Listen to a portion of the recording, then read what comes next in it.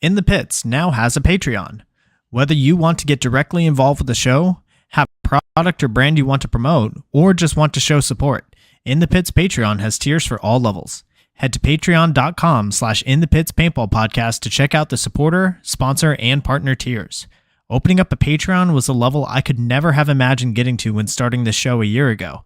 And whether I get 1,000 subscriptions or not a single one, I'm still super thankful for all of the support I've received from all of you. Enjoy the episode. In the Pits is partnered with Mariachi Águilas de Oro.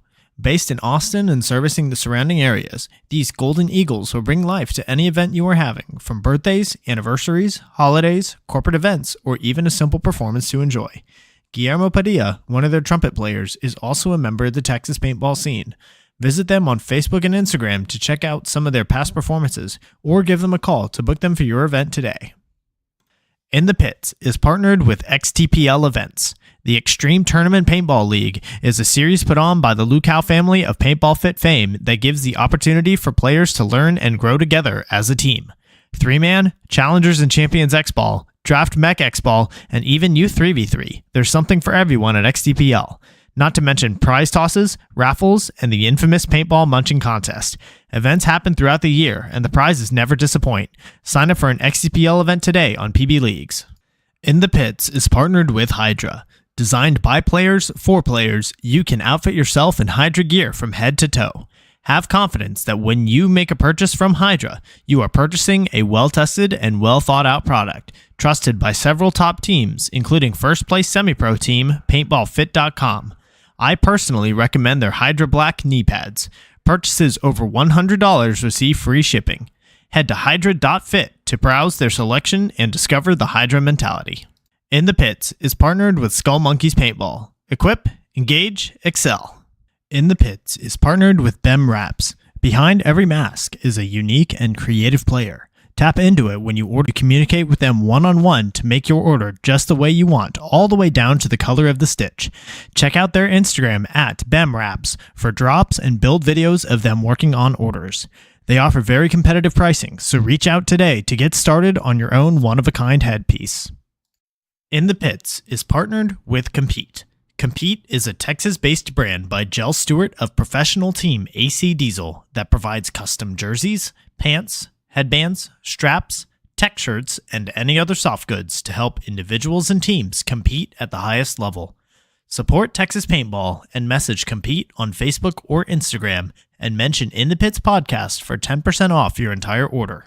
In the Pits is sponsored by FU Athletics, created with a purpose and focused on building a better you. We are a brand that matters in your workout, and every purchase gives back to cancer research. Go to thefuathletics.com and use code INTHEPITS25 for 25% off of your order. In the Pits is partnered with Get Dat Shot. Get Dat Shot now offers first-in-line photo and video editing, 20% off Get Dat Shot merch, and 20% off prints to all teams that wear the Get Dat Shot logo on their jersey. Message GetDat_shot on Facebook or Instagram to become a Get Dat Shot program team. In the Pits is partnered with Paintball Kumite. Paintball Kumite is a program designed by Colt Roberts of professional team San Antonio X Factor to take paintball players of all ages, experience levels, and skill groups and mold them into champions. The program breaks the game down into small, easy-to-learn sessions designed to help you master the fundamentals so that you can elevate your game. Newcomers to the program get a free 1-hour introductory class when mentioning In the Pits. To sign up for a class, message at Paintball Kumite on Instagram.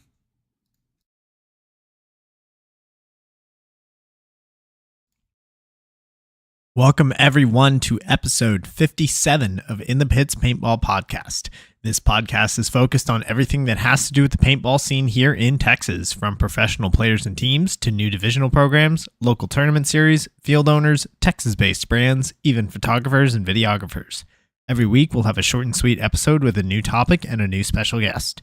I'm Christian Smith. I'm a player for the Texas Titans, and this episode we are going in the pits with Ryan Pulido, owner of Paintball Trading Cards and operator of the WCPPL and USXBL webcasts. Ryan, how are you doing this evening? Good, Christian. Coming back from Texas, so just trying to stay hydrated. Oh, yeah.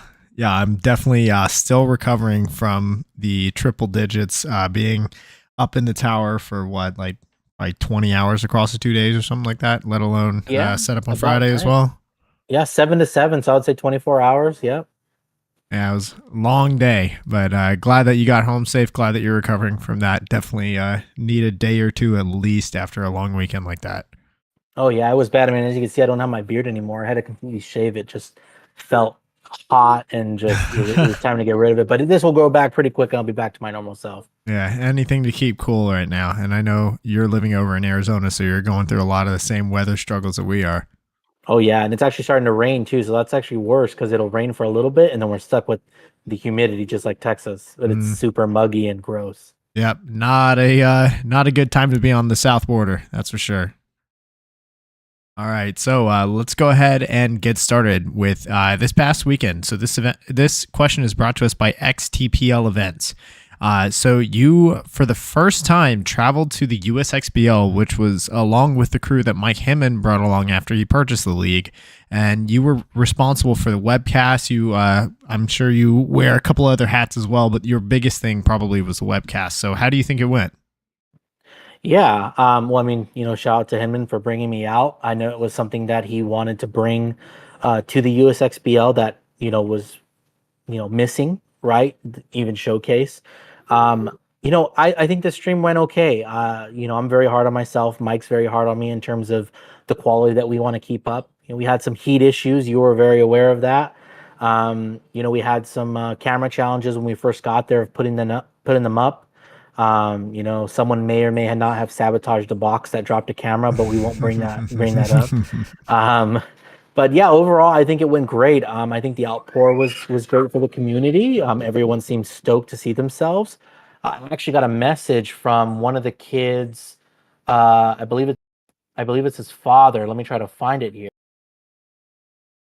It's actually on the USXBL page, but I know it was one of the players. He was asking for footage from his son's 5 pack, and he mentioned that he was just super ecstatic that his son pointed him out in the live stream, said, "Hey, Dad, that was me," and he told me he was just excited for his son to see him. So I think it went great. A lot to improvement. Commentators were great, but overall, I'm excited to see how we grow it out there. Yeah, it was definitely thrown into the fire, as it were, just for the first one, and Oh yeah. it definitely felt like we were burning out there. Lots of issues with the heat that I don't think I've ever dealt with before. Just having the production by itself. I mean, we're rolling, or at least attempted to roll, 3 cameras on the field, as well as a field mic, a movable camera. We've got the commentator's camera, and then that's a lot to manage in and of itself, let alone having to assist with things like the scoreboard, speakers, things going up and down with the heat constantly. Man, it was a ton just to be thrown into a new environment like that, and I think you did a stellar job. Yeah, thank you. Yeah, like I said, it's always a learning experience. I mean, it's funny because I've had conversations with Mike and he understands, but the question is like, hey, are we always going to have issues? And it's like, no, we will always have issues. It's just how quickly can I bounce back and how prepared I am. And every event we are more prepared, especially, I'm a one-man band, but I have a lot of help when I need it. You were there helping me set up cameras. Todd was there. A bunch of the guys offered to help. But we run the production as best we can with the amount of funding and ability we have. And so my goal at the end of the day is just to try to tell the best story possible for the league. We say it all the time, and that's really what my goal is. And it's awesome to see that so much of this is driven just by passion in the game. Like a lot of us up in the tower, like myself, Robert Jordan, a couple of the other guest commentators. I know at least for the commentator side, I mean, we were paid in water bottles and Chick-fil-A sandwiches, which we're still super grateful for just to be a part of. But a lot of this, like, it's not a glamorous job by any means. It's mostly driven by like passion for the game and desire to just feature everybody on the field. Oh, 100%. And I mean, that's kind of what I do too now, right? Like, I understand that there's not a lot of funding for this stuff that we do, right? Mike puts a lot of money back into the leagues. He wants to make sure the teams are getting good prize packages, everyone's having a good time. making sure that the field owners are compensated fairly, because they're out there busting their asses, and then the refs as well. You know what I mean? The refs are out there in the weather on that turf burning. So, yeah, this is definitely a passion project for me as well. I'm so happy to be a part of the community and be, like I said, be able to tell these stories for all the players. Yeah, and actually, we have the parent of the player in the chat. It's Doyle McCoy, who's the father of LD McCoy, who is the player for Austin Notorious that got those 5-packs down the Dorito side to put his team into the finals. Yeah, LD just absolutely got it done. There it is. Yeah. And like I said, I'll be sifting. I got tons of footage to sift through, tons of stuff that I shot live stream. So we'll be trying to get those out within the coming weeks and months as we ramp up for the championship. But I mean, I look forward to finding that video again and posting it out and seeing how everybody, reacts to it. For sure. And we've already got some things in the chat, like Sasha's here in the chat. Yes. Yes. What did you think of the back and forth between me and him during the webcast? And then did you have a favorite quote or a favorite sick burn or anything like that? You know what? I don't remember any of the sick burns. I'm sure they were pretty good. I was running around everywhere. But the banter between you, Sasha, when you guys were there with JC from Uno's Jerky, and even Gel, it was great. That is one thing that we struggled to get at the WC, because we have a lot of guys that are playing, right? They're cranking out, they're ready to play. We don't have the commentators like we do here, and we're working on that, and I'm sure we'll find some guys that will be able to commit. But just the ability for you guys to come out and want to have those conversations on stream, and just sitting there, knowing the players, knowing the little mini stories, right? That's kind of what I told you. I don't have those stories. I'm not a part of the league.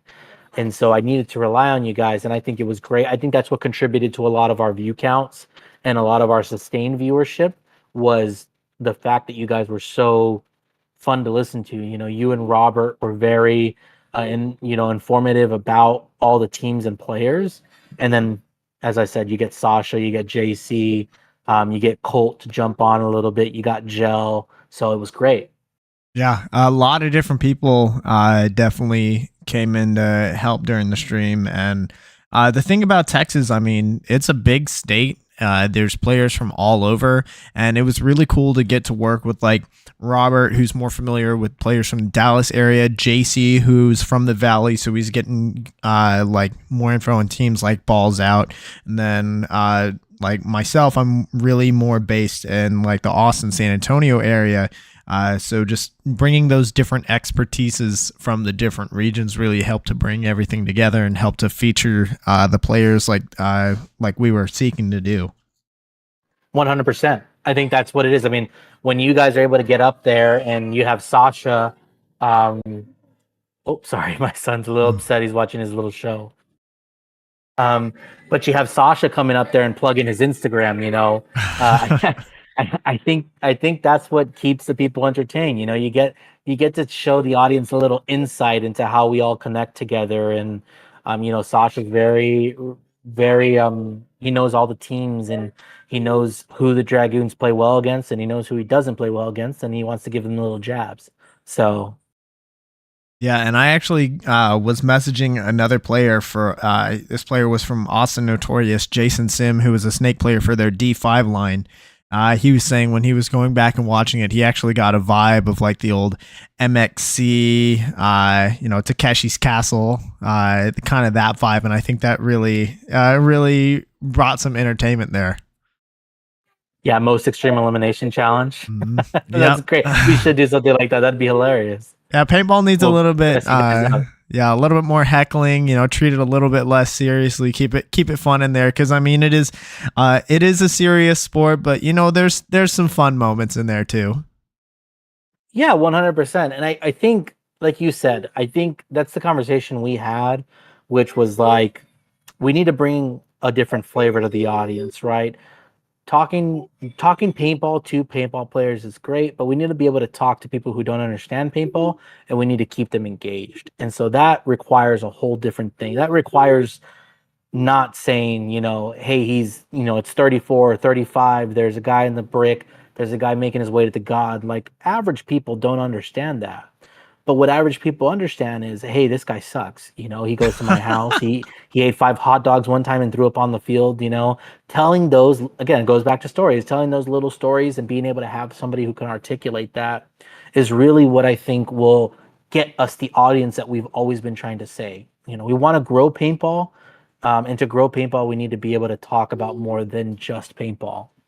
Right. And a lot of the people that were, I'm assuming at least a lot of the people that were watching the stream, like I got a comment on Instagram from someone whose husband was playing on the field, and she said, like, usually she can't stand to watch a like a normal paintball tournament or watching the NXL streams, but during the USXBL stream, she watched like the entire 9 hours on Saturday. So I think that whatever we had up in the booth, it was definitely a winning formula.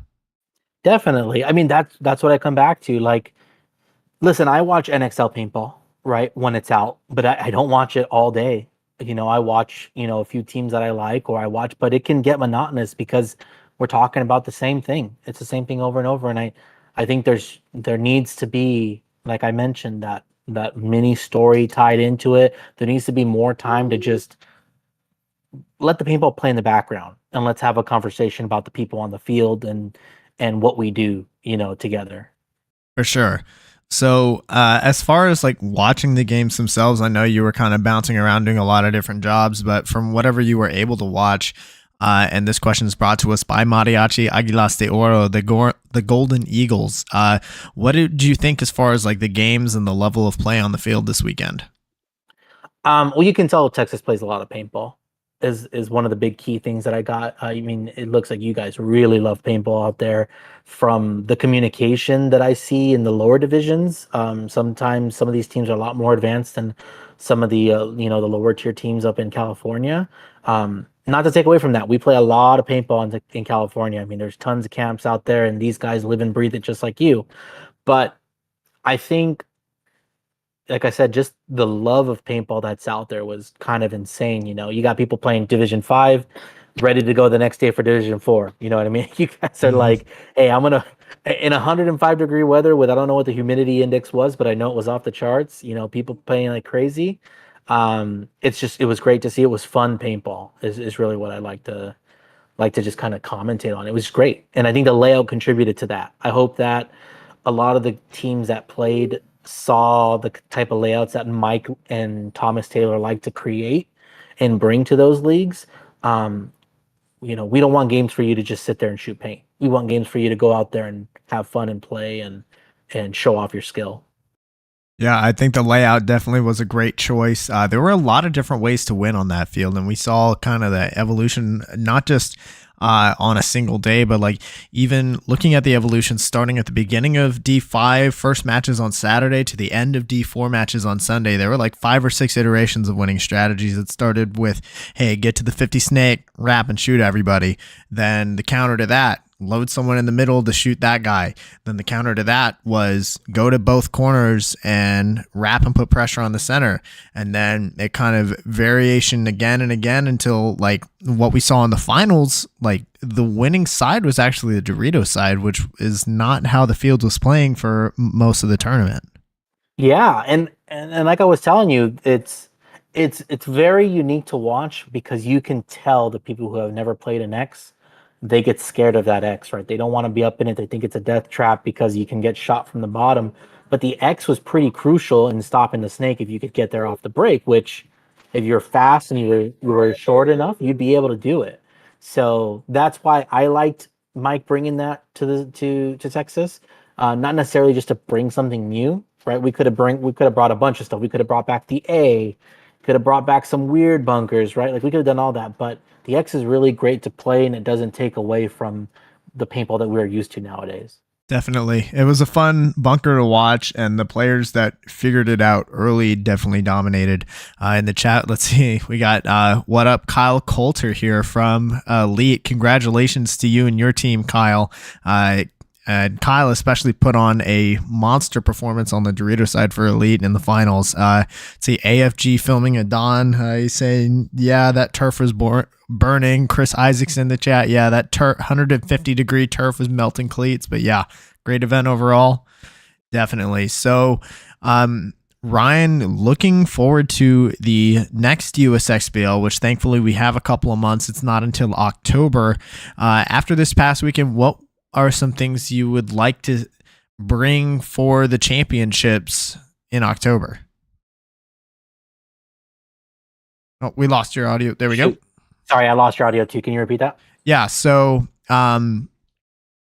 looking to the USXBL championships, which thankfully we have 3 months until, so that not until October, but what are some things that you're wanting to bring or to add for the championships? Well, I can only speak on the live stream. Mike does like to clue me in sometimes on some of the fun stuff, but he likes to play things very close to the chest, which is great because no one ever knows what's going to happen, and that's the best part of it. But in terms of the live stream, one of the big things we want to do is have. Sorry, one second. I think my dog just saw somebody. One of the things we want to bring to the live stream is an on-field camera operator. So we've been talking to people. We got the cameras. Bringing just that little extra view with having somebody on screen is what we're going to be bringing to the championship. More mic'd up sessions. I know a lot of people like that little mic up session, and we can definitely improve it. We can maybe put a mic on both sides and kind of hear, the deterioration of one team losing versus one team winning, and kind of see how that plays out. And then I've always got some stuff up my sleeve. Can't really tell you, but you can talk to AFG after the podcast. But I've been throwing some weird ideas to him, and he's kind of like, "Wow, how are you going to do that?" And I'm also, "How am I going to do that?" But it'll be something we'll do. I'm impressed with just the capabilities that you brought to begin with, like not just having the 3 cameras that we mounted on the poles and 500-foot cables that we're able to link it all together, but having that on-field mic that we could listen to Leslie Cluis and let's see, Garrett Gamboa from the Dragoons, being able to listen to them like mid-match was awesome, and I think it definitely added another layer of like, hey, this is what paintball is, and this is why we do it. Yeah. Well, and also when you mic up somebody, right? And I was hoping to get a little bit more personality, but guys are shy, and they're still not. This is not something they're used to. Or it was what I was telling you is like, I want these guys to look at the camera. I want them to talk to us. I want them to know. I want them to show their personalities. But when you mic somebody up, and you can mic them up before they get to the start box and they're walking with their buddies, you can kind of get into their mindset a little better. You know what I mean? It's the same thing with NFL when you're hearing the quarterback do his cadences and stuff like that. You kind of want to hear that, right? Because you want to try to process. Maybe you're smart with paintball and you're like, okay, they're doing this. They're going to try this. And when it doesn't work out, you understand that. You know what I mean? And it helps the audience try to learn that as well. Definitely. So let's go ahead. Enough with the USXBL talk. So let's learn more about you personally. So for those that don't know about you, how long have you been involved with paintball? Man, I've actually been an outside spectator for a long time, since I was, like everybody else, 10 or 11, right? I grew up going to Hollywood Sports Park and just playing rec, trying to get onto the speedball field, but I never really made any friends or buddies that played tournament ball. My cousin played a lot, and I remember when he had, his Angels, and he would show them off, and I was so jealous that I couldn't afford one. But I've been an outside spectator for a long time. I started really getting into it about 4 or 5 years ago, here locally in Tucson, and then kind of expanding out to the WC, and then kind of just going back and reminiscing. Right, I've followed paintball for as long as I can remember. I remember watching Rocky play. I remember watching, Greenspan early on, and Alex, and Excessive was a big favorite team of mine, just like everybody else. Thomas Taylor was my favorite guy. You can see my screen name is Excessive, and it's, if you break out the letters, it spells that out. So I've always been a big fan. I've just, one way or another, my financial situation never let me get too close until now. And it's been great. I get jealous when I talk to guys like Paul Young out in Texas, who owns Part of Violence, and he talks to me about all the glory days of being at SC Village and Hollywood Sports Park, and I'm like, man, that could have been me. I could have been a part of it, but now I am. I come back to it, and I get to live out some of those childhood stuff that I didn't get to do when I was younger.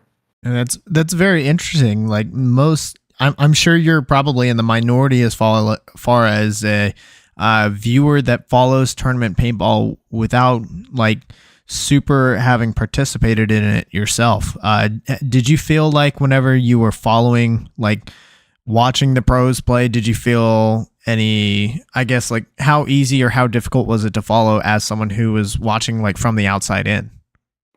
Well, because I played a little bit early, well, not a little bit, but because I played early on and I was familiar with it, it was easy to follow back then. Back when before all the rule changes and we went to X-Ball, split deck format and stuff like that. But it was pretty simple to follow. But again, I was more of like an outside fan.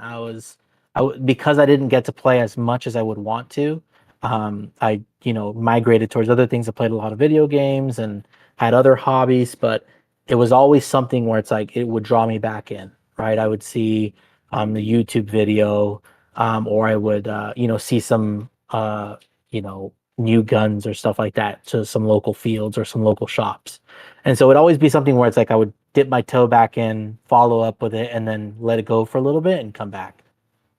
Well, even though that does put you in the minority as far as like people that do watch paintball, I'm sure that gives you a unique advantage in like knowing more or like having a better understanding of what people, I guess, I don't know if in your demographic is the right word to choose here, but like people from the outside looking in, like how to better present it to that target audience. I would say yes. I mean, in general, I've always I've always felt like I've had this ability to explain things to people, that are things that are very complicated. In my job, it's very complicated, and I have to dumb it down for a lot of people. And so I think I do have that unique perspective of being able to say like, hey, when I was growing up, this sport was inaccessible for me. In most of the tournament levels, I played one or two tournaments here and there, but it was inaccessible for me. But I'm able to follow it. And so how do I help people follow it and get into it? Well, this is how you present it. You know what I mean? So yeah, I do say a little bit. I'm in a very unique perspective, but now I'm deep in it too. So I watch it all the time. I live and breathe it. My wife's annoyed by it sometimes, and that's fair. But yeah, I just it's been great. Yeah. So you have played a tournament or two. Then what were the teams that you were associated with? Dude, I can't remember. There were small local teams, right? Small local little regional tournaments. I can't remember. I was young. Um, I remember I remember specifically I had a Piranha. I can't remember the exact model, but it was a silver Piranha with a God, what kind of loader was it? I can't remember the name. It was those Empire loaders, I think, that were like sharp. They look like spaceships. It was probably a Kind of. Halo or a Revy. I think it was. It wasn't a Revy. It might have been and then maybe it was an Empire. If I see it, I would know. Oh, maybe a But it almost, Prophecy or yeah, possibly. It looked okay. like if you ever watch Spaceballs, Oh yeah. so it looked like the front of that ship a little bit, right? It looked like the front of that ship. I want to say that might be the Prophecy. I'm not positive. Yeah, Not positive yeah. on that. But again, a lot of the stuff was like I remember looking at carnivores and autocockers, and I was in love with those guns. But it was just a financial thing for me. I couldn't get into it, so I would read magazines, right? I'd read a bunch of paintball magazines and read about all the tournaments that were happening. When I wasn't there, I'd go see some Huntington Beach tournaments because I lived in California and it was close to me. But like those are little things that I can still remember from when I was growing up. Gotcha. So, this next question is brought to us by Skull Monkeys Paintball. So, tell us what got you into paintball to begin with. Well, like I said, we kind of went over that when I was younger. It was just something to do. I remember them, just like everybody, my uncle it was my uncle, took me out to play at Hollywood Sports Park, played some rec ball, fell in love with it. It was super fun. Saw the kids, rampant, I think they were semi uncapped. So I saw people just blasting balls, next to the field beside me. And, my cousin played, so I try to learn it from him, and I think that's what really hooked me. And then seeing all the cool guns, right? As a kid, a lot of us are attracted to guns in general, and so just seeing all the cool things that were happening, then learning about the pros, seeing Thomas Taylor's mohawk, just like everyone else, wanted to be like him. I skated a lot when I was younger, and I was a lot of pounds lighter, and it was a natural connection. Skateboard and paintball to me were pretty close to the same thing in terms of action sports, and um, yeah, so that, and then when I got back into it, it was a friends thing. Me and my buddies reconnected after high school. We said, "Hey, let's go play paintball." I was like, I haven't played in so long, but I still keep up with all the teams. We went and played locally here. Then we said, you know what? We need to get this field to get an airball field. Let's get back into it. So they started a local team. Became a lot of their media guys, but practiced with them. Um, and it kind of just started growing and growing. I started getting more involved with our local field, helping them source turf, and the team ourselves bought turf, installed it ourselves, and kind of had our own little thing. And from there, I've moved towards the media side because I find it more fun for me. I like to tell stories, but that's kind of how I got more into it. Interesting.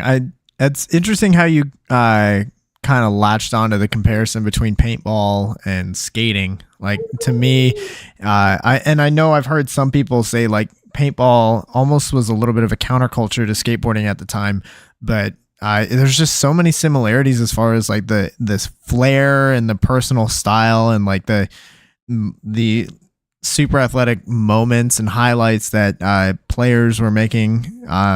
Yeah, it's just that era was such an exciting time, and it's crazy to see like kind of how differently the two like kind of branched off from each other.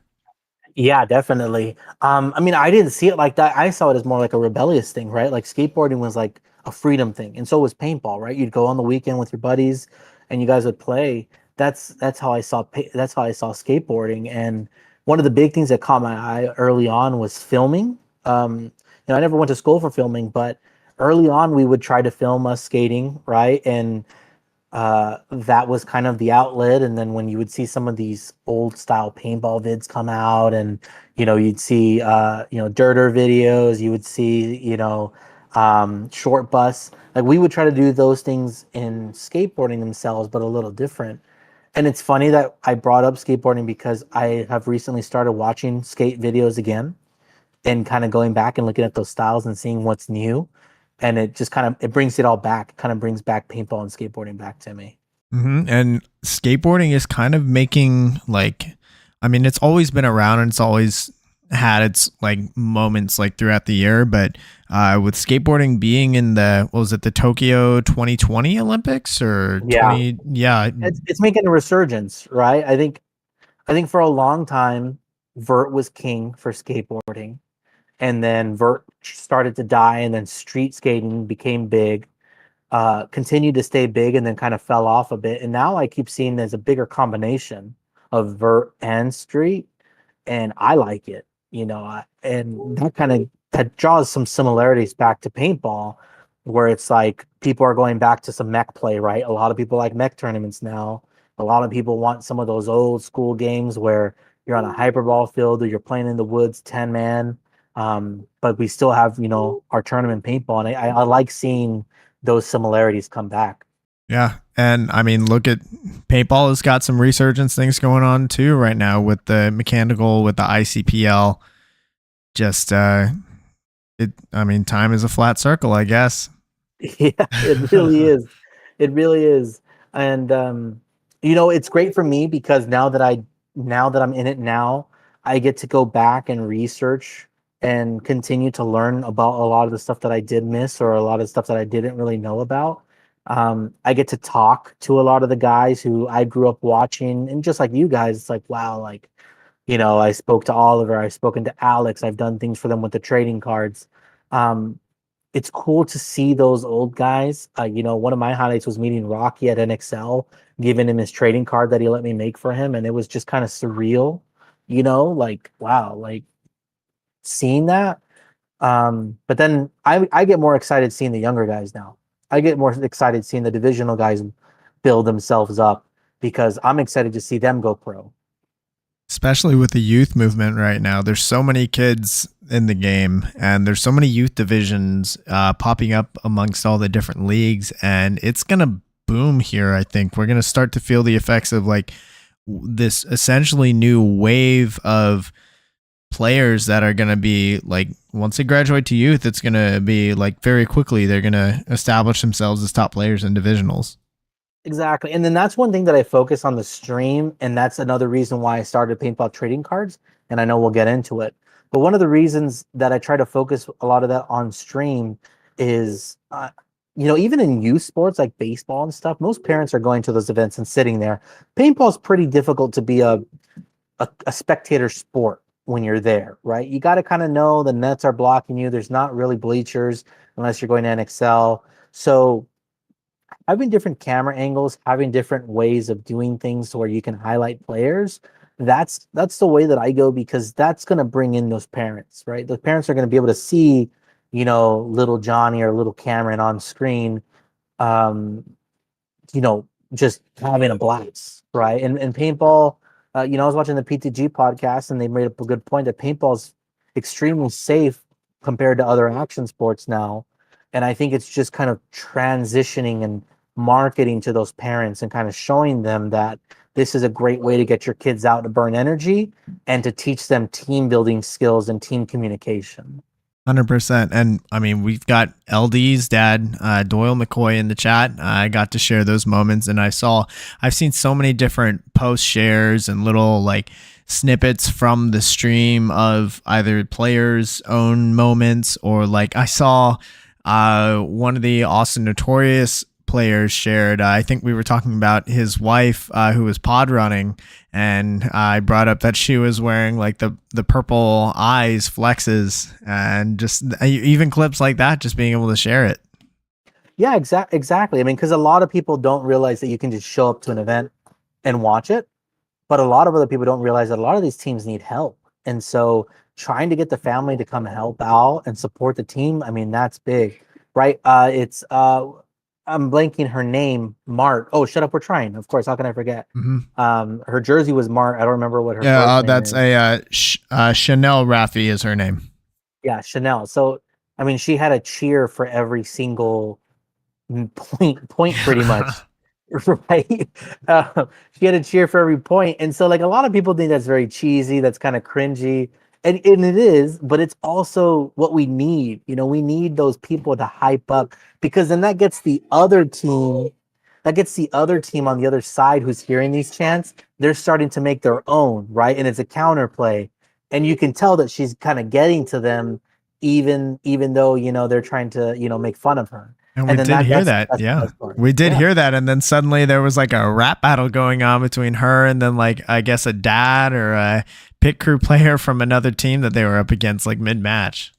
Yeah, exactly. And it's fun. Again, it's fun. That's what we want in paintball. We don't want, we do, but we don't want guys coming here just to play and then just to leave, right? That's a quick way to lose teams fast, because if you start losing, you're not going to want to come back.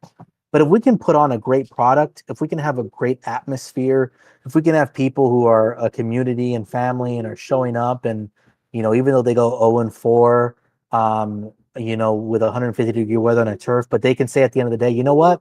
I had fun. I'll come back. I had some great opportunities, and I'll come back and shoot you next time. That's what we want.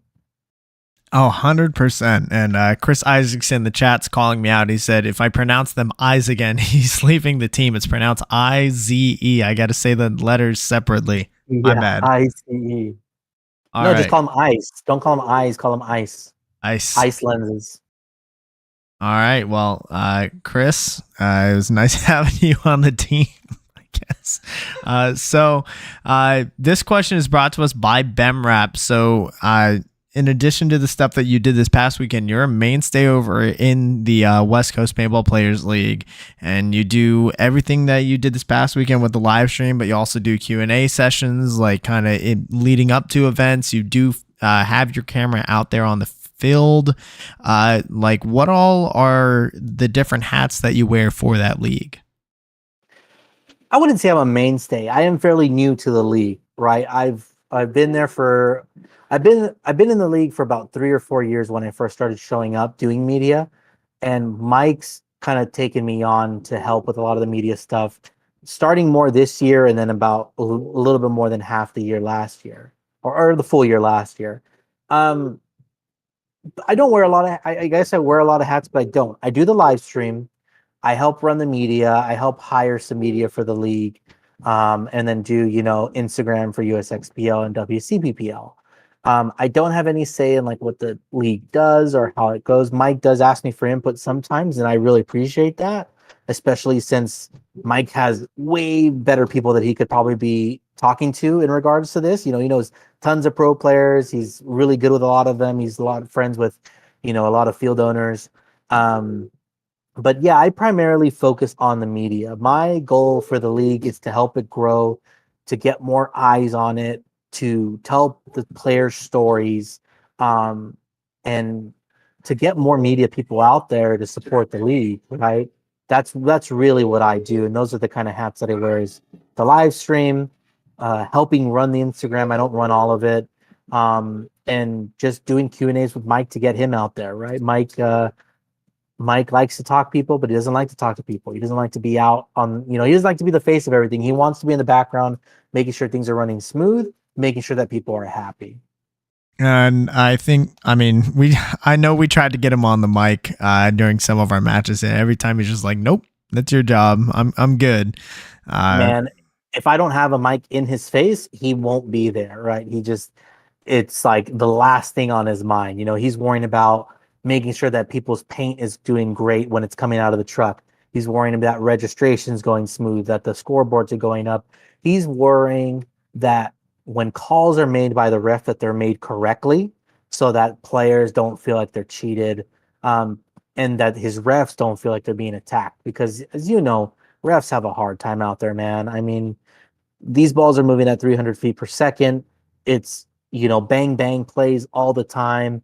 I mean, think of how bad NFL refs have it, and they're only watching one ball, and they're only watching, they're watching all the players on the field, but they have, how many cameras to help them out? These refs don't have anybody. It's just their eyes.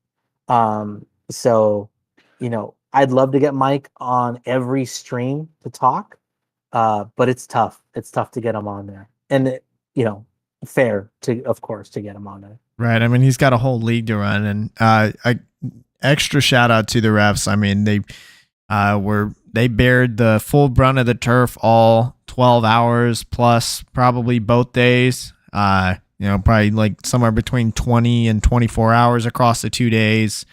They're getting shot at. They have to stand on the sideline during D5, which, if you've never done that, then bring a riot shield. I saw there was one point where Andrew Howe, who is he's the head honcho of referees, he got shot like, I want to say 12 times in the back during like one single exchange down the snake. He wasn't very happy about that, and but those refs, man, it's a very brutal job that they have. Oh yeah. I mean, I'd never complain. Again, I'd never complained about a ref. On media, I've gotten shot before. Nowhere near as much shot as those guys get shot at a tournament, at a day, at a point. It's insane. I mean, I caught a few in the head early on, uh, and no one was in the snake. I was just sitting there in the snake trying to watch a shot, and then just a blind shot comes through and just gets me twice. So I always give props to those guys. I mean, they make this sport run. Really, without them, we couldn't do what we do. It'd be a wipe fest. Oh yeah, 100%. And extra shout out to Colt Roberts, who's a pro player for San Antonio X Factor, one of the greatest to do it. He was a ref this weekend. Like, he's just the fact that he's wanting to give back to the game, really speaks volumes. So shout out to you, Colt, for taking that on. Yeah, I think that's one thing that Mike has a good grasp on, is Mike has a lot of friends in the industry, right? And he has a lot of pro players that he's either played with or taught or coached. And so not only does he bring in refs that are NXL caliber, or even, the ultimates for NXL, but he brings in pro players to help ref to kind of help these guys out, right? So that they can experience it.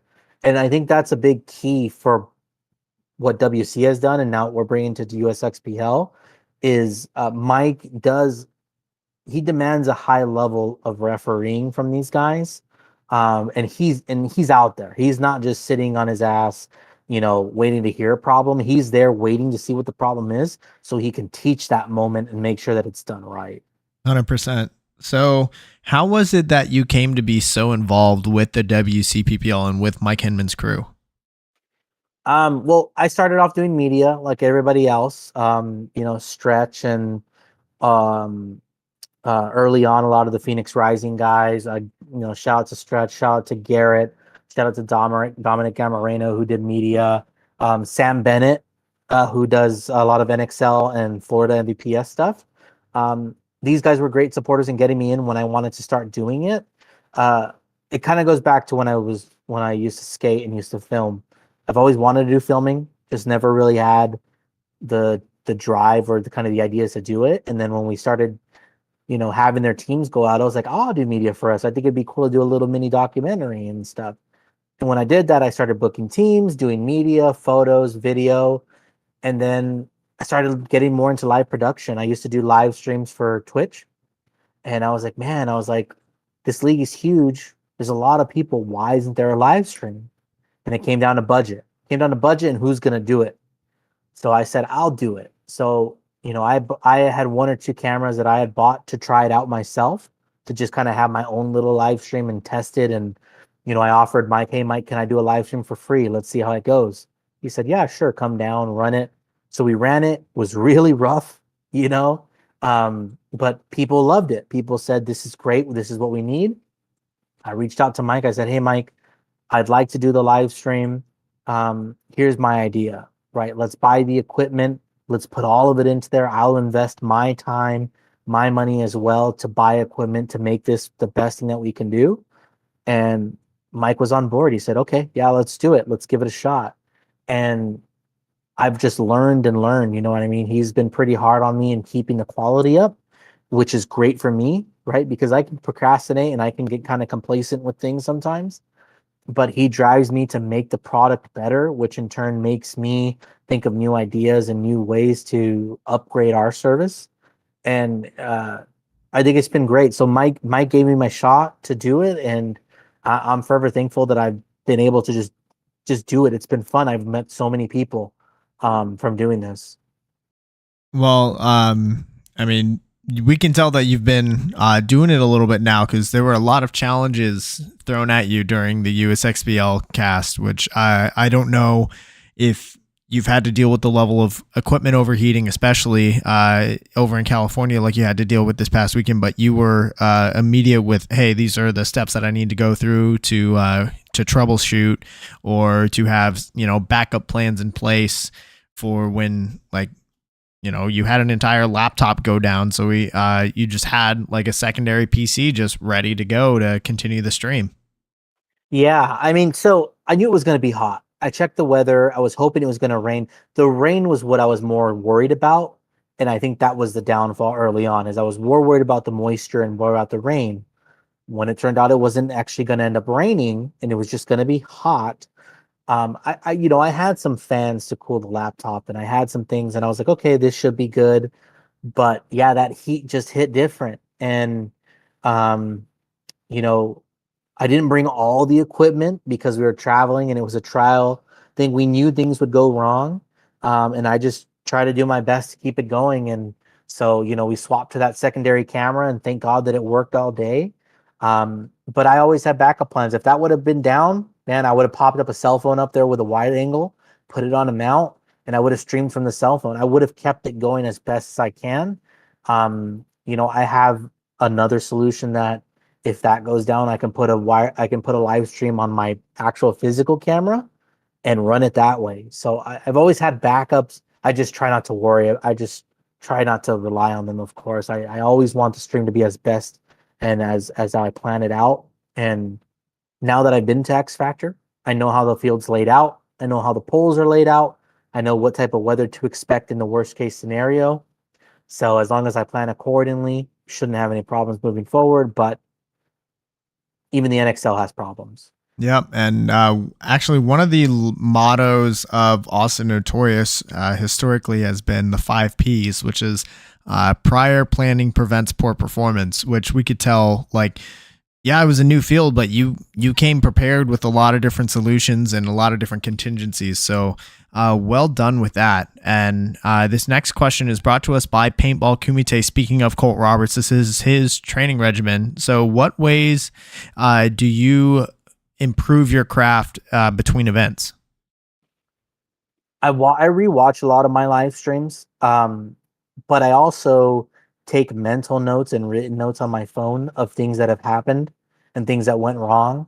So in California, I've only had issues with network connections for the most part, internet going down, stuff like that. In Texas, I had equipment issues. So that tells me that my current setup for California doesn't translate perfectly to Texas. And so I think of remedies of how do I fix that? Well, maybe I have to go to different camera systems, right? If I go to a different camera system, it's an upgraded camera system that works in California and now will work in Texas. Weather's a factor, boxes are a factor. As I mentioned, we were going to go up on poles, right? There's just better angles going up on poles. Because we were transporting all our gear, I didn't have stands. Well, for the next time, I'm just going to pre-send stands just in case we have them. Things like that, because I'm a one-man person, I may forget. If I had a crew, maybe it's easier to say, hey, don't forget this, don't forget that. So, but I take written notes. I have mental notes. Mike is very vocal about like, hey, we should try this, or this is something that we should do. Tracy's on top of it. So to improve on the stream, I just take notes, and every stream that I do is a learning experience. I know that until I have more people to help out, it'll never be perfect, but I can still perfect it to where it will run 95% of the time. Got it. So for those that are out there, maybe they're listening and they're wanting to get more involved with their local league, as far as like the behind the scenes stuff, do you have any advice for them? Well, I can speak on the media. I mean, I guess I can speak on both sides, but I'll start with media. If you want to get involved if you want to start out, just go and shoot. Show up to the field, shoot for free, offer stuff to the league for free, offer stuff to the team for free. Get as much experience as you can before you start charging. The worst thing you could do is get in there with no experience to a little bit of experience, charge a team, and then not deliver on what the expectations are. And not only do you screw yourself over, you create a bad experience for all the other media guys. So show up to a field, start filming, ask the guys on the field. A lot of them are very friendly. A lot of them will teach you, how to do things.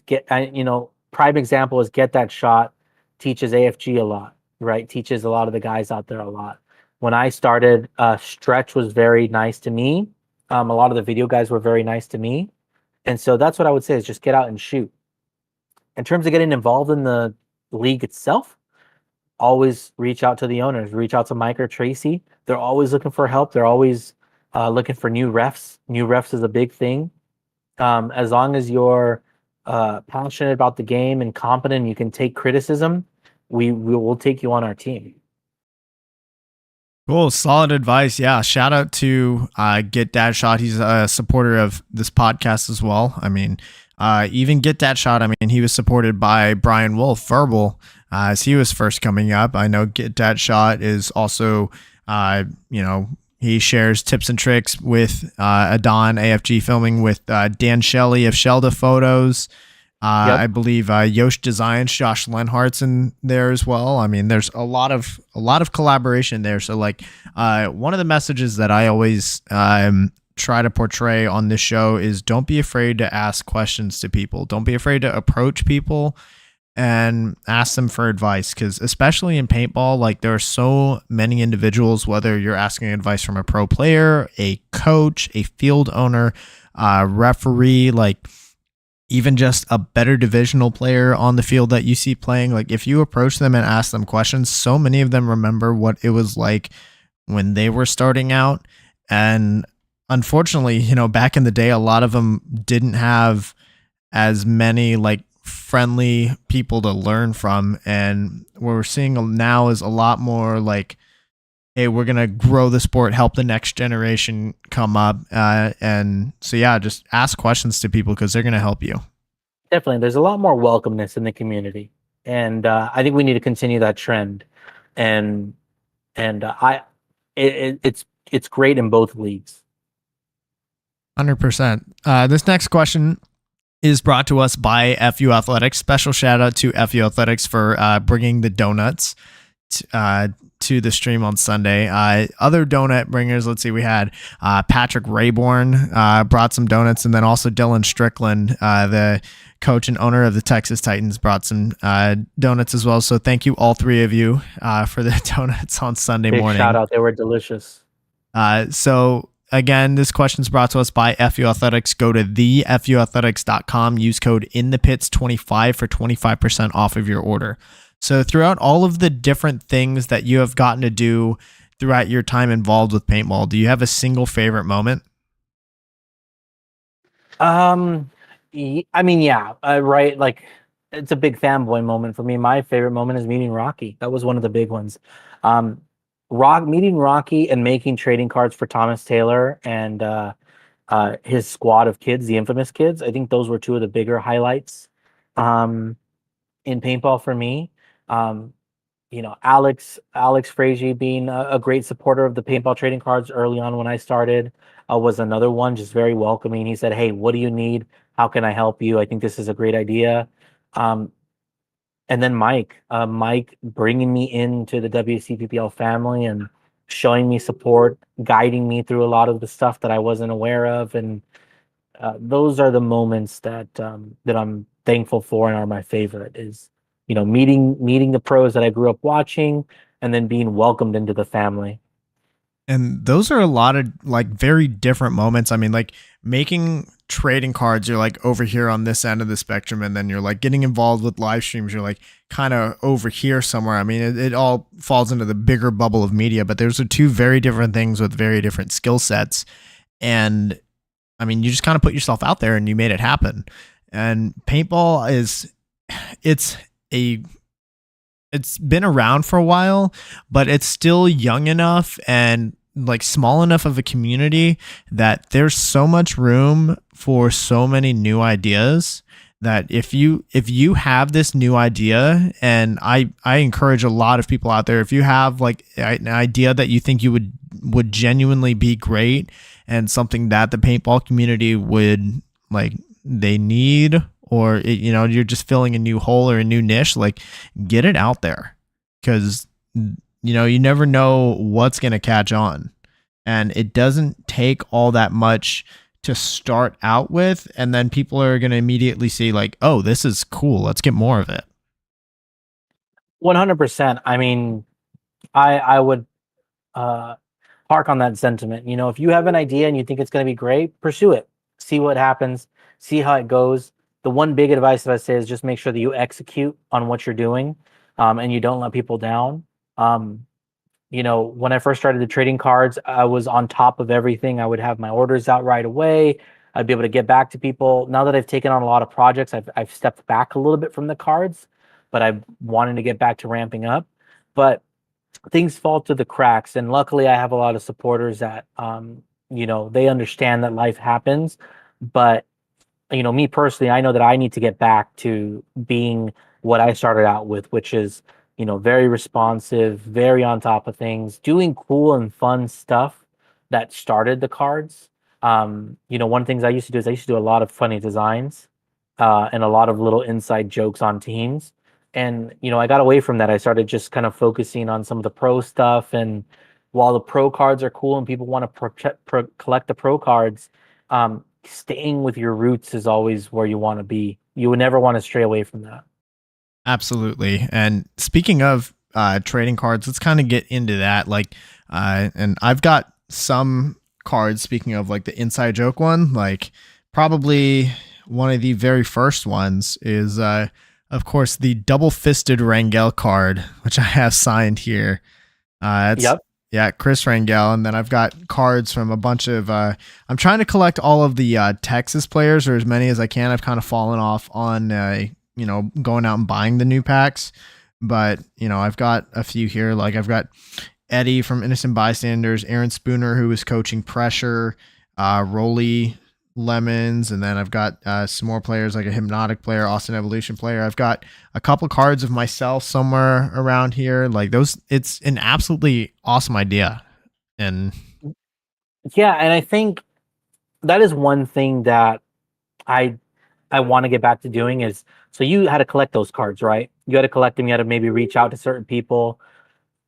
I moved away, and I did where like people would just get a pack of their cards if they ordered. And before it used to be you would only get 3 of your cards. You'd get 2 copies and 1 holographic, and then you'd get 7 random cards of people from around the league. I want to go back to that. I understand that people want copies of their cards, but it was very fun to see people have to go and trade their card. Like they would message, they'd say, "Hey, do you have my card XXX? I'm looking for copies. I have these people." And then you would have to talk to those people, create a relationship with them, meet them at a field. And that's what the cards were supposed to be inspired for, and that's what I want to get back to. I mean, the whole point is to not, hog your own card. That's not really how. And granted, I don't know how many baseball players and other like major league sports are collecting their own cards, but like, I mean, the point is to get the name out there and just see all of the different players, all of the different designs. Super cool. Yeah, we've got Dan Shelley in the chat from Shelda Photos. He says he's honored to have his pictures on your cards. He can't wait for packs to get delivered. I'm excited. Yeah, we did some gold cards for the Spick and Span show with Kyle and Ryan. So those are gonna be super cool when they come out. Yeah, and Dan, he says it's almost like how Disney pin trading exploded. There was like a whole community that was born out of that. Yeah, 100%. That's what's funny is when me and my wife are big Disney people. We go to Disneyland all the time, and I remember I told her I wanted to get into pin trading, and it got crazy. I bought like a pack of pins, and then we would buy pins when we go there, and it's like, Jesus, we're falling into a pit. Yeah, well, there's a lot of cards around. I think I've got a few more somewhere. Like I remember, like when the cards first came out 2 years ago, like the chats were exploding. Hey, I've got these cards. I'm looking for these cards, and I'm sure there's been a lot more of that since then. But I'm looking forward to seeing what's to come. So tell us, like, what was it that brought about the paintball trading cards idea to begin with? So I collected a lot of cards when I was younger. Pokemon, Yu-Gi-Oh, baseball. So I was very familiar with it. I was familiar with the collecting and things like that, just like everybody else. What really got me into it was when I started doing media with the league and I started doing photos of my buddies. I started getting into graphic design, and I started messing with stuff. I started creating posters for them. And as I started creating more posters for them and people were like, "Man, these are sick. Can I order a poster made by you? Can I order a custom design made?" The more designs I created, I was like, "Man, these would be like really cool on cards." And so I started doing research. I started calling different companies, started figuring out, well, how are these cards made? How can I do holographics? How can I replicate what baseball cards are now? And then I bought packs, baseball cards, football cards, more Yu-Gi-Oh, Pokemon, looking at how every different card was. And I realized I could do it in a different way, and bring it to the league in a semi-affordable way. So I got into it by learning design and making posters and realizing that these look pretty cool and people would buy them. And there's nothing else. There's nothing out there. Paintball players, we're a small community. Why wouldn't you want to show your mom that you're on a trading card? You know what I mean? Or your family. So that's how it started. Absolutely. Like I know at least one of my cards that I got in my pack, one of those 3, like the first one was sent over to my mom. I gave one to my wife. I was teaching elementary school kids at the time, and I was like, "Hey, I'm on a card." And, just everybody thought they were like, first, paintball has trading cards. 2, this is cool.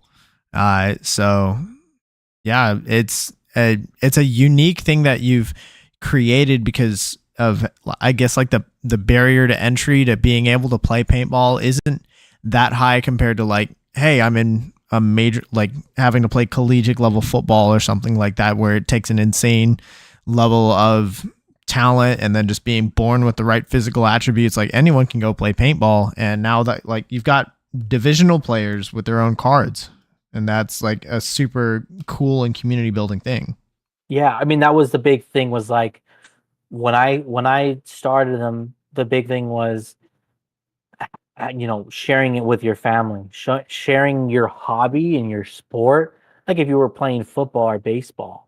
And so because families don't come out to a lot of our games, they don't do a lot of those things.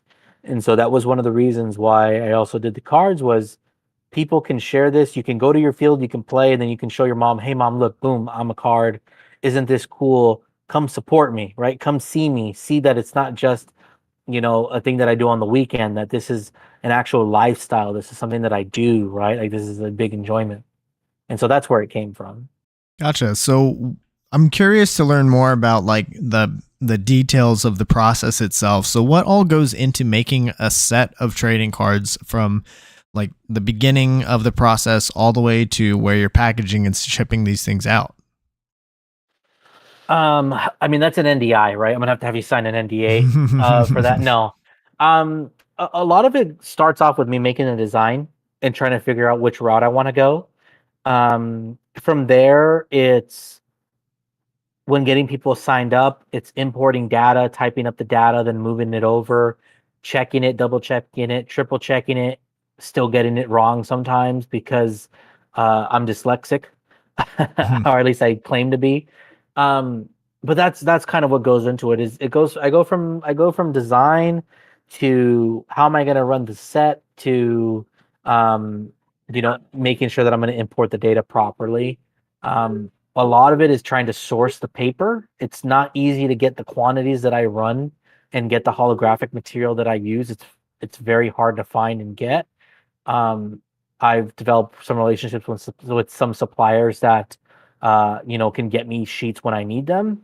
But it's a pretty difficult process. And then the foil packaging is another big thing that I wanted for the cards. You needed that nostalgic opening a card pack. And that's also hard to get. It's also hard to get somebody who's reliable to print them, who's not extremely expensive to print. So it's just a lot of research. But now that I have those things down, it's just coming up with the next design. So with that process, like whenever you print it, are you printing it like at home and then are you packaging everything yourself, or how does that work? Yeah, so I have my beautiful wife who helps me out, helps me pack. I remember when we first started, I think we did like 800 packs. So we hand packed all those ourselves. We had my wife's cousins come over and they helped us pack, and we literally have pictures of us when we first started doing it. And then we, insert cards, that create the custom winner cards and stuff like that. But it's all handled by us. It would be too expensive to have some company only package, less than if you're not doing more than 10,000 packs, you're going to be paying an arm and a leg for somebody to do it. Gotcha. So, I mean, that's like a real homegrown thing, but it's caught on really quickly. Brought to us by Hydra, does Paintball Trading Cards have anything new or upcoming in the works? Yeah. So I mean, well, we're doing the Spick and Span cards, right? We're doing that to help fundraise their podcast, get them better cameras, get them some stuff. Um, but we're also still going to be planning to do an NXL version, an NXL divisional version that's from semi-pro down, where people can sign up, create their own card, have the NXL branding. And then the big thing is the other thing is we're going to be doing USXBL cards. So I'm going to gauge a consensus. We're going to put it to a vote if people want just normal cards, how we do for the other leagues, or if they want to do a poker set. I think it's cool to do the poker sets to start off, get 52 people, get some of the best shots, or get some of the people to sign up from the teams. But we'll do it either way. We'll take a consensus vote, but we are going to be doing cards for USXBL. Poker sets would be sick. I'm definitely wanting to get one. I meant to message you about it before you came over to the USXBL about getting one for myself. But now that now that a USXBL set's coming out, I'm definitely going to be excited to pick one of those up. Yeah, definitely. I mean, I'm sure Jell Stewart's going to be excited too, right? Doesn't he play poker? I think he does actually, yeah. And then in the chat, let's see, AFG filming and Don. He says he's really excited for the media card collection there too. Yeah, exactly. We'll get photos of media there. We'll, again, since we're starting to kind of get those little stories and those personalities that are in, maybe we'll have to do an Instagram Sasha photo. Maybe we'll have to do a Chanel card. Definitely going to do a Cameron card. And what I'll do is I'll just make Cameron, 20 feet tall on the field. Um, Definitely things like that, right? We're definitely going to have to do stuff like that. Oh, looking forward to those. I feel like you have potential to kind of do both ideas, having a set and then do like a poker set of like the all stars or the more notable players on that are involved in the league. I think both of those could do really well. Oh yeah, 100%. And so that's kind of where like I rely on people like you, Robert, the media guys. I'm not out there. So you guys got to tell me, you got to tell me what the stories are so I can create those cards. And so we'll be chatting and we'll be making sure that we bring something cool to the table. For sure. So I'm curious because I brought this idea up with Jeff, who runs the X Factor Pro store. Have you ever like sold? I know you, in addition to the packs, you like do boxes of multiple packs. Have you ever, I guess, provided those or sold those wholesale to different fields for them to resell? The only people I've done that for is like Matrix Gear and for shout out to Matrix Gear, big supporter of the stream, and World War Paint out in California. Those are pretty some of the two that I've had. Um, I don't have a problem with sending people out boxes to resell at fields. Maybe that's something we'll do for the USXBL. It's just something I got away from. The problem is that these guys got to pay up front for it and take all those boxes, and so I just want to make sure that they sell. In which they probably would. I'm sure they would all sell if I put them out there. So those are definitely things that I want to revisit as we restart the pro sets and the divisional sets. Yeah, especially if you're able to localize those. Like if you have a different set for each regional league, like the USXBL, Bunkerfest, MVPS, XTPL, WC, of course, and then like the TSXL. Like if you get a localized set, I'm sure that if those get sold at like the individual fields that are local to those areas, I'm sure they would absolutely explode in popularity. And you see like kind of more regional subsets of trading card communities there. Yeah, 100%. I mean, that's the goal, right? Is to do that. I would love for like a rec player to buy a pack of cards, open it up, and while they're there, Chanel's doing her cheers, and they pull a Chanel card, and they're like, "Who's this chick?" And then it's like, "Oh, that's the girl that's over there cheering." And he goes and he asks her for her autograph. Like those little things, right? Like it's a great community building thing. Yeah, they're not going to be super collectible in the future. Maybe they will. You never know. You know what I mean? It's those things that you can look back on when we're all older and be like, oh, look at this card that I still have. It was, Sasha. Did he ever make it? Did he ever make it to be an influencer? And Sasha's gonna be right behind you saying, hey guys, can you please follow my, socials because I still want to retire as an influencer, or just I keep going back to that joke, but things like that. Cameron probably will only grow 2 more inches. So if you got a card when he's that tall, you know, Yeah, or you get Cameron's card from divisionals, and then a couple of years down the road, he makes the pro team down here in Texas, and then suddenly you're like, hey, I've got Cameron Blanco's divisional card. Kind of like you, how in baseball cards, I think that the rookie cards are especially valuable compared to the rest of them. oh yeah, 100%. I mean, I can always make dream cards. No, yeah, exactly. I mean, so one of the big things is Brandon Trujillo, who's on Aftermath, right? We made him a card through the Gummy Bears when he used to be the Gummy Bears, who's no longer around. When he was Division 3, so there's a Division 3 card, his rookie card technically, that's out there from the first or second edition, and now he plays for Aftermath. Same thing with a few guys from the Hunters, I believe. So those are cool things, right? It's going to be crazy to see how he progresses, and that card's out there. Absolutely. In the chat, JC Lamone, he's in here. He asks, would Uno's Jerky possibly get a card? Hey, we'll have the conversation. We'll do it. Maybe we'll do like an Uno's jerky card where if they find a certain card, you can redeem it for a bag of jerky. If they trade it in or something. Those are also things that I like to incorporate. Is I want vendors to be a part of it, either giving away free things or giving promotional codes, because it builds that little community, right? Maybe you've never tried Uno's, but you have a card. You're like, you know what? I'm gonna go over there. Boom, you get a free bag, and then you buy another bag. Things like that. Those are things that I like to do. 100%. And you've done some giveaways in the past with some of the cards, right? Oh yeah, I mean the first editions, and we gave away 2 guns for each pack. I know we gave away like some free flows.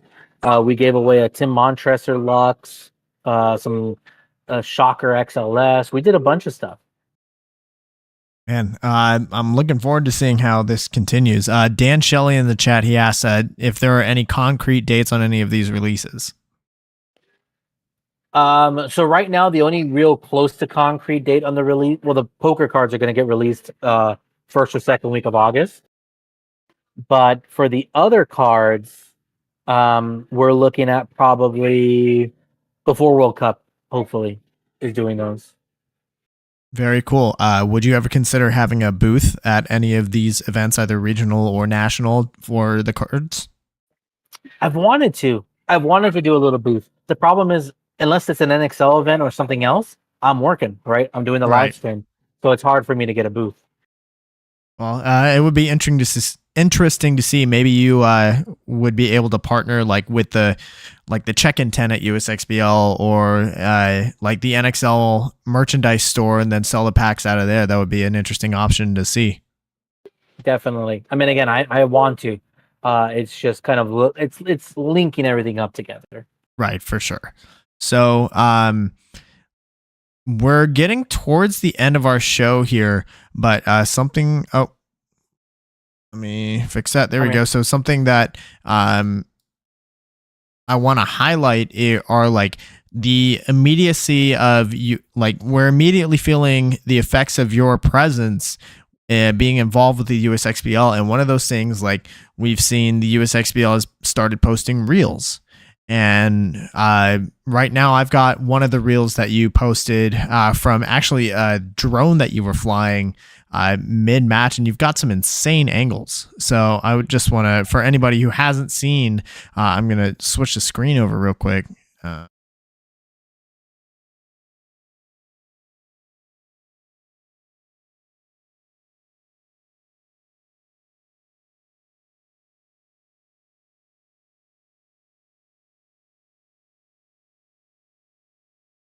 See yourself out on the field, enjoy yourself. And the drone will be in the live stream moving forward. We'll be able to connect that drone up to our live stream for future events. For sure. I think actually we lost a little bit of the beginning of that sentence. So what, can you say all of that one more time? Oh yeah. So moving forward, I'll start off with the drone is going to be here to stay. It's going to be integrated into the live stream moving forward, just like how NXL does. I actually did it a long time ago last year with some of our other drones, but because we didn't own it, we were never able to keep continuing to do it. So moving forward, the drone will be in all events. On top of that, we'll be posting those reels. So that's there to stay. We believe that everybody should be represented. Everybody should have their moment in the sun.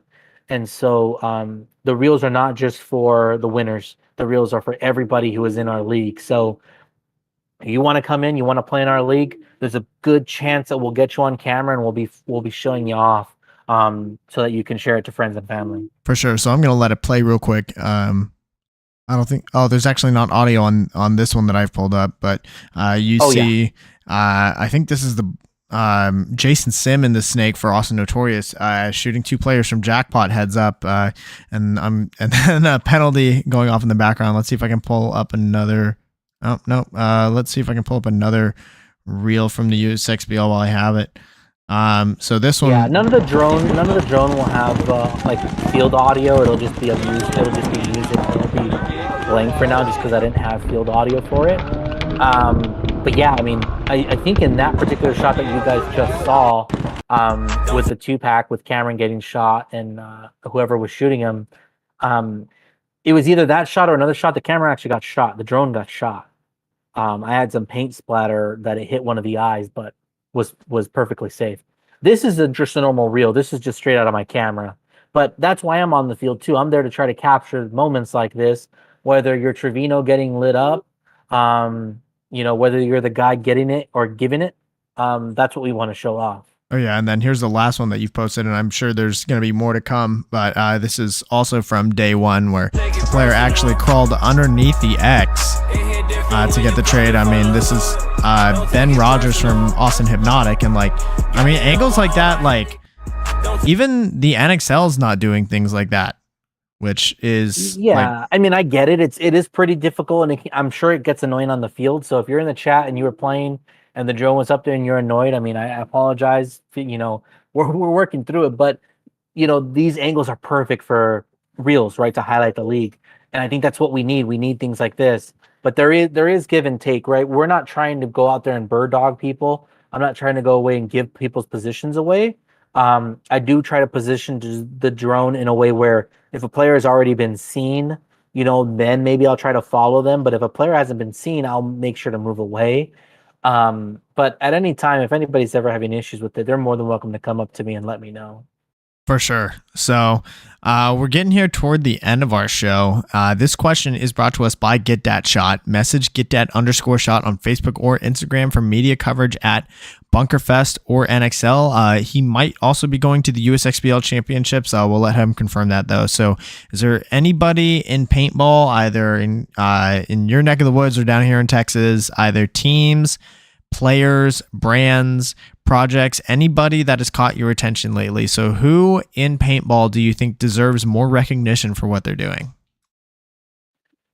Man, the youth divisions, we need to keep those growing. Texas has a lot of kids going out. I know that the USXBL just started their Young Guns division for the championship. So the youth is a very, very big one. Who was the team that had never made it to the finals this past weekend? They knocked out somebody. I want to say it was Countdown City Purple. Yes. That was great to see. Because I like parity. I don't want the same people to win, but if the same people win, I want them to have to earn it. You know what I mean? I don't want them to 4-0 everybody. So I love parity. So shout out to Countdown City for getting into the finals. Get That Shot's a big one. I remember when we first met at NXL Florida. He was just starting out, and we got him to shoot pro for ProShar, and he had a great time, and it was a great learning experience for him, and he's exploded, which has been awesome. Dan Shelley, I've never met Dan. I saw him blow up out of nowhere, so shout out to Dan Shelley. And same thing with AFG. He put in a lot of work this weekend, but I'm just more impressed with the USXBL staff that's there now, how on top of it they were. I know, me personally, not speaking for Mike, I'm excited to see where the league goes. I'm excited that we're gonna have a lot of growth next year. I can expect that. Maybe not as much as we'd like, but as long as we do what we do, as long as Mike continues to do and run the league how he does, I have no reservations that will grow more. And I'm just excited to see more paintball out of Texas. 100%. Texas is where it's at right now in terms of the talent. So Texas is booming. But you know what? Texas may be booming, but I don't know how they're going to do when we bring the championship next year, possibly for WCPPL versus USXBL. That's where it's going to get exciting. Oh yeah, I think Mike has mentioned that he's gonna do some sort of crossover episode. He said maybe at like a neutral site, either like in Arizona or possibly Vegas. That would be really exciting to see. Yeah, I know he's got those plans. I don't know exactly where he wants to go. I would assume Vegas, but Vegas has always been an issue. But I know that's something he wants to do. He does want to bring it together.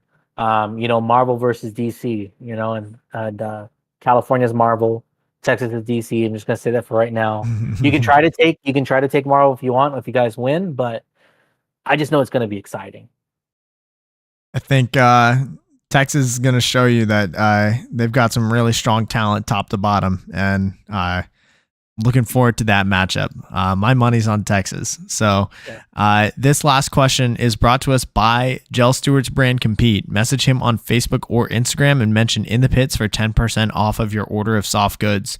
So Ryan, thank you so much for your time. Do you have any last shout outs or things you'd like to say before we sign off?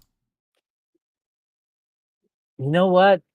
No, I don't. I'd shout out all the sponsors: Violence Paintball, Matrix Gear Paintball. Day one, Matrix Gear has been a big supporter of us and big supporter of the league. Gunfighter Sports, also a day one supporter. You guys in Texas don't know Gunfighter Sports, but they're big out here in California. They love supporting team sponsors. So you guys want an extra sponsorship, hit them up. World War Paint, another one. I'll just go through the list of all the vendors, really. Yeah, go right ahead. Andrew Lopez Law. He used to be out in San Antonio. He gave us some good food spots to check out. If you have anything law related, hit up Andrew Lopez Law. And then big shout outs to Tracy and Mike. Tracy's a big boss. She does a lot. So whenever you see her, thank her, give her a high five. Bring her some black tea. She loves tea. And then, shout out to Mike. Shout out to all the supporters of Paintball Trading Cards as well. I probably wouldn't be doing as much as I do now without the people supporting Paintball Trading Cards. So I'll always be indebted for the big guys who helped me out. Robert, Chris Hudson, just to name two. But there's been a crazy amount of people who have been supportive. Awesome. Shout out to all y'all out there supporting Ryan and everything that he does, because he does a lot to help bring our stories out and get them shared. So go check out Paintball Trading Cards. Go follow Ryan on all of his social media, and then book him for media if he ever goes back to that, if he's not running around wearing putting out 6 different fires on all of the cameras and the laptops that he's dealing with. But yeah, go support Ryan, go support what he does, because he's doing a lot to get our stories out there. And one last thing in the chat. Let's see. Chris Isaacs, he says, thank you for helping make local events that much more enjoyable to play with the stream, not only for friends and family, but also for the players to go back and watch. Oh, we lost your audio there. Oh, sorry. Can you repeat that?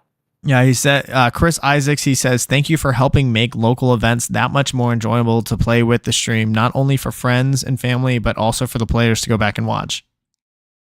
Yeah, thank you guys. Again, at the end of the day, as long as you guys support us, we'll keep doing it. I love seeing the people excited to see themselves on screen. And the one thing I will say is, look at the camera, watch the camera, stare at the camera. Give me personality. Give me something to highlight you guys. There's cameras out there, so stare up and be yourselves and have fun.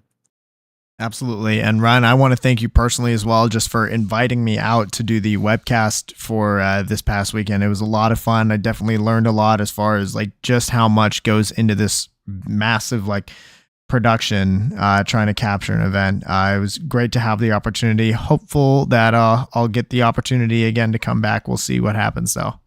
Definitely. Oh, we'll get you on. We'll work it out. Big shout out to Robert Jordan for being there too. Right, big supporter. Had so much fun with him. You guys back and forth were great. I think that was a great duo. Of course, shout out to yourself for being in there 24 hours in the booth. You learned it's not easy. I learned just how passionate somebody can be about paintball. And it was great to see you out there with Robert and everybody. Appreciate it. So y'all, that does it for our episode. Thank you guys so much for tuning in. Be sure to go follow Ryan. That's at RyanP0120. And also go follow Paintball Trading Cards at Paintball Trading Cards on Instagram. What other guests would y'all like to see on the show? Be sure to leave a comment down below. While you're at it, hit that subscribe button. The show goes live weekly here on youtube.com/@inthepitspaintballpodcast, and recordings are posted to YouTube, Amazon, Apple Podcasts, and Spotify the next day. Shout out to my partner and sponsor tier subscribers on Patreon: FU Athletics, Get That Shot, Paintball Kumite, Compete, Bem Raps, Skull Monkeys Paintball, Hydra, XTPL Events, and Mariachi Aguilas de Oro. We will see you guys next week for episode 58, where we're going to actually have a team that was competing in USXBL this past weekend. We're going to have Slow Down, I'm Hungover, which is a D5 team that competed, and they are entirely made up of members of the Crenshaw family. You've got brothers, cousins, dad, uncle, and then even in the pits, you got, I think, the moms of the family. So we will get to get them on, hear their story. So Ryan, thank you so much for your time. Thank you. We might have to do a Yu-Gi-Oh! Exodia card for the Crenshaw family, where you collect all 5 of them, and it, opens a portal to hell or something. I don't know. That would be awesome. All right. So yeah, we'll see y'all next week. All right. Thank you.